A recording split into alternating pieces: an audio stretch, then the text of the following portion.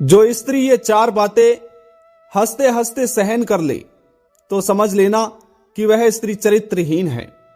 नमस्कार प्रिय दर्शकों, एक बार पुनः स्वागत है आप सभी दर्शक भाइयों का ज्ञानवर्धक सागर यूट्यूब चैनल में। दोस्तों, आज की ये कहानी बड़ी ही इंटरेस्टिंग और बहुत ही मोटिवेशनल होने वाली है।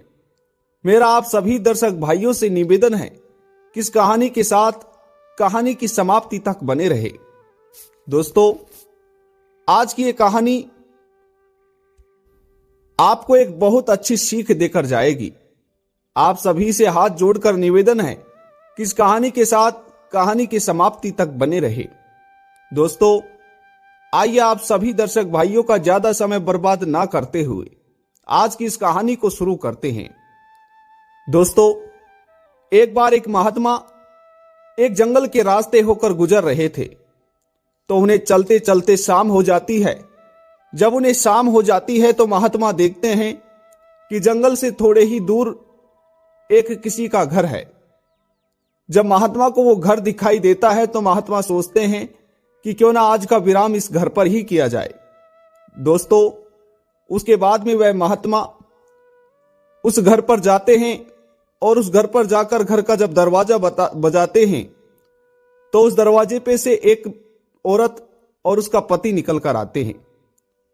तभी महात्मा उस औरत और उस पुरुष से कहते हैं कि भाई, मुझे चलते चलते शाम हो चुकी है और मैं अपने आश्रम पर जा रहा था, परंतु मुझे अब रात हो चुकी है और मैं अब चाहता हूं कि मैं आपके घर पर रात्रि का विराम करूं और सुबह जल्दी होते ही मैं यहां से चला जाऊंगा। दोस्तों, वह महात्मा की बात सुनकर वह पुरुष यानी कि वह बुनकर और उसकी पत्नी महात्मा को रोकने के लिए बोलते हैं और कहते हैं कि महात्मा जी, ठीक है, आप आज रात्रि का विश्राम यहीं कीजिए और हमारा तो सौभाग्य है कि आप हमारे घर पर रुकने के लिए आए हो। दर्शक भाइयों, उसके बाद में वह पुरुष बुनकर अपनी पत्नी से कहता है कि सुनो, महात्मा जी के लिए तुम रहने, कहने और सोने की व्यवस्था करो, तब तक मैं किसी दूसरे गांव में जाकर मदिरा पीकर आता हूं। दोस्तों, तभी वह बुनकर महात्मा जी को अपने घर में आने के लिए कहता है और खुद दूसरे गांव में मदिरा पीने के लिए चला जाता है। दोस्तों, उधर जो बुनकर की पत्नी थी वह अपने चरित्र से चरित्रहीन थी।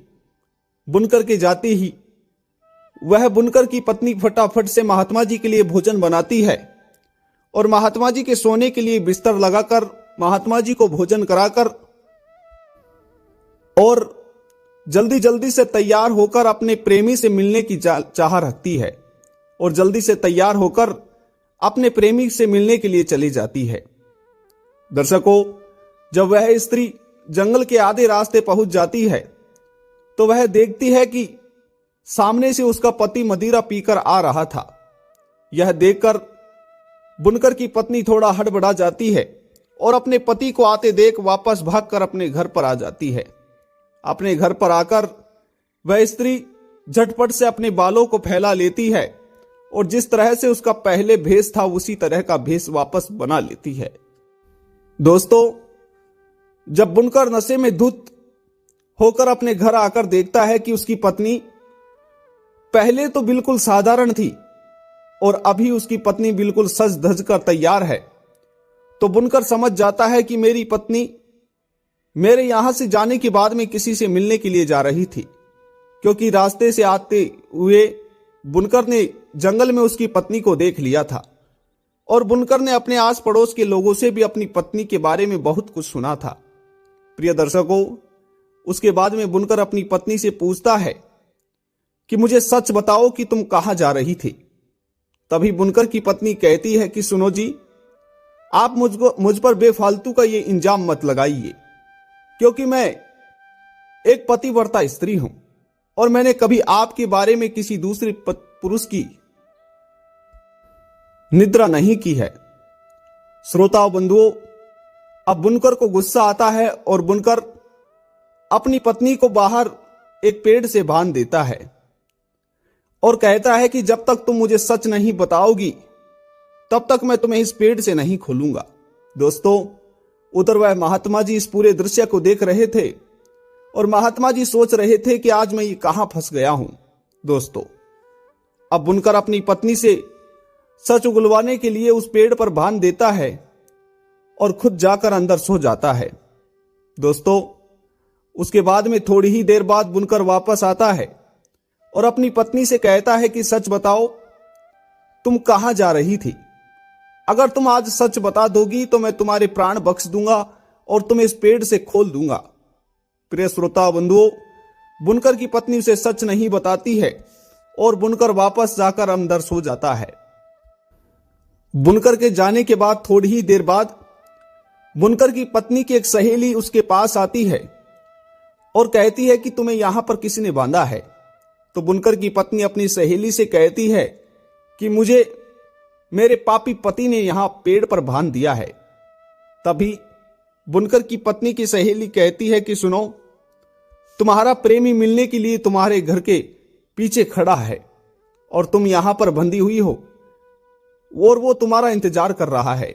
दोस्तों, तभी बुनकर की पत्नी की सहेली कहती है कि मैं तुम्हें खोल देती हूं और तुम्हारी जगह मैं खुद अपने आप को बांध लेती हूं।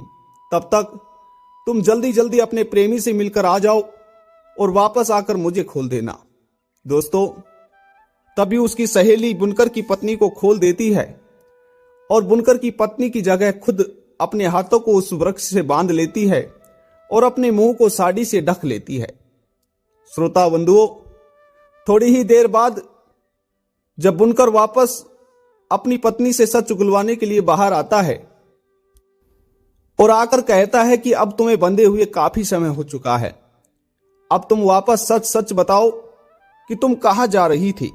दोस्तों, उस समय बुनकर की पत्नी कुछ नहीं बोलती है, क्योंकि असलियत में देखा जाए तो वहां पर बुनकर की पत्नी नहीं बल्कि उसकी सहेली बंधी हुई थी। तो वह कुछ नहीं बोलती है और उसके कुछ नहीं बोलने पर बुनकर को गुस्सा आता है। तो बुनकर एक तलवार को लेकर उसकी नाक को काट देता है और वापस जाकर अपने कमरे में अपने कक्ष में सो जाता है। श्रोता बंधुओं, थोड़ी ही देर बाद जब बुनकर की पत्नी अपने प्रेमी से मिलकर वापस लौटकर आती है तो वह देखती है कि उसकी सहेली उसकी जगह बंदी तो है, परंतु उसकी नाक उसके पति ने काट दी है और नीचे खून ही खून हो रहा है। दोस्तों, जैसे ही बुनकर की पत्नी उसके पास उसकी सहेली के पास आती है तो उसकी सहेली बुनकर की पत्नी से कहती है कि बहन, आज तो गजब ही हो गया, तुम्हारे पति ने तुम्हें समझकर मेरी नाक काट दी है और अब मैं कहीं मुंह दिखाने की लायक नहीं रही। दोस्तों, उसके बाद में फटाफट बुनकर की पत्नी अपनी सहेली को खोलती है और उसकी जगह खुद वापस बंध जाती है और उसकी सहेली झटपट से अपनी नाक को पकड़कर अपने घर भाग जाती है। दोस्तों, थोड़ी देर बाद वापस बुनकर आता है और कहता है कि अब तो तुम्हारी नाक भी कट चुकी है, अब तो तुम सच बता दो। दोस्तों, तभी बुनकर की पत्नी कहती है कि अगर मैं वास्तव में चरित्रहीन हूं और वास्तव में मैंने आपके अलावा किसी पर पुरुष से संबंध बनाए हैं तो मेरी कटी हुई नाक कभी ठीक ही ना हो और वास्तव में मैं एक पतिव्रता स्त्री हूं, वास्तव में मैं एक देवी हूं, तो मेरी कटी हुई नाक वापस से ठीक हो जाएगी। प्रिय श्रोता बंधुओं, इतना कहकर बुनकर की पत्नी अपनी साड़ी के पल्लू को जब अपने मुंह से उठाती है तो बुनकर वास्तव में देखता है कि उसकी पत्नी की कटी हुई नाक ठीक हो गई है। तो बुनकर अपनी पत्नी को वास्तव में एक पतिव्रता स्त्री समझकर उसके पैरों में गिर जाता है और कहता है कि मुझसे ही भूल हुई है, तुम तो वास्तव में एक पतिव्रता स्त्री हो। प्रिय दर्शकों, उसके बाद में बुनकर अपनी पत्नी को खोल देता है और उससे माफी मांग लेता है। उधर बुनकर की पत्नी की जो सहेली थी उसकी तो नाक ही कट चुकी थी, वह अपने घर पर जाकर सो गई थी और जैसे ही सुबह होती है तो उसकी पत्नी का जो सहेली का जो पति था वह एक राजा के यहां दरवाजे और खिड़की बनाने का काम किया करता था। श्रोताओं बंधुओं, जब वह बुनकर की पत्नी की सहेली का पति जब अपनी पत्नी से कहता है कि मैं काम के लिए जाने वाला हूं, तुम मेरे चाकू और छुरी लेकर आओ, तो उसकी सहेली, उसकी पत्नी जब अपने पति के लिए चाकू और छुरी लेने के लिए जाती है तो अपने पति को चाकू और छुरी जब उसके हाथों में ना देकर उसे की तरफ फेंक देती है तो उसके पति को गुस्सा आता है और उसका पति वापस उसकी तरफ चाकू और छुरी को फेंक कर मारता है। दोस्तों, जब चाकू और छुरी उसका पति उसकी तरफ फेंक कर मारता है तो उसकी जो चाकू और छुरी थी वो उसकी नाक पर तो नहीं लगती है, परंतु उसकी पत्नी यह ढोंग रचा लेती है कि मेरे पति ने मेरी नाक काट दी है। दोस्तों, उसके बाद में जो बुनकर की पत्नी की सहेली थी वह राजकुमार के पास, राजा के पास पहुंच जाती है और राजा के पास जाकर कहती है कि महाराज, मेरे पति ने मेरी नाक काट दी है, अब आप ही इसका कोई फैसला कीजिए। दोस्तों, तभी वह राजा उसके पति को बुलाता है और उसके पति से पूछता है कि भाई, आखिर तुमने अपनी पत्नी की नाक क्यों काट दी। तभी राजा इस सवाल को पूछता है तो उसका पति कहता है कि महाराज, मैंने तो अपनी पत्नी से अपने काम के लिए चाकू और छुरी मंगाए थे, लेकिन मेरी पत्नी ने मुझे चाकू और छुरी हाथ में ना देने की बजाय मेरी तरफ फेंक कर भेजे थे। इसी वजह से मुझे गुस्सा आ गया और मैंने अपनी पत्नी की तरफ वापस जब चाकू और छुरी फेंके तो हो सकता है कि गलती से मेरी पत्नी की नाक कट गई हो। दोस्तों, तभी महाराज गुस्से में आकर उस पति को यह सजा दे देते हैं कि तुम्हें फांसी होगी। दोस्तों, तभी वो जो महात्मा थे वो वहां से गुजर रहे थे और वो महात्मा महाराज के पास आकर कहते हैं कि महाराज, ऐसा गलत निर्णय मत लीजिए, क्योंकि आप जो निर्णय ले रहे हो ये बिल्कुल गलत है। दरअसल असलियत में देखा जाए तो इसकी नाक इसकी पति ने नहीं बल्कि उस बुनकर ने काटी थी। दोस्तों, इस तरह से वो संत महाराज को सारी सच्चाई बताते हैं और महाराज बुनकर की पत्नी को भी महाराज दरबार में बुलाते हैं। बुनकर और बुनकर की पत्नी जब राज दरबार में आते हैं तो महाराज और वह संत बुनकर को सारी सच्चाई बताते हैं। तभी महाराज सारी सच्चाई जानने के बाद में उस बुनकर को और बुनकर की पत्नी को और बुनकर की पत्नी की सहेली को कारागार की सजा दे देते हैं। दोस्तों, इस तरह से एक बेगुनाह की जान बचाकर वह संत वापस अपनी कुटिया की तरफ लौट जाते हैं। तो दोस्तों, इसलिए कहते हैं कि जो चरित्रहीन स्त्री होती है वह अपनी खुली आंखों से अपने पति की मौत और अपने कुटुंब की मौत, अपने कुटुंब का नाश देख सकती है। कहते हैं कि जिस दिन बादल काले आसमानों से गिरा हो, जिस दिन पूरी रात ही काली हो, वह दिन चरित्रहीन और कुटिल स्त्रियों के दिन का वार होता है।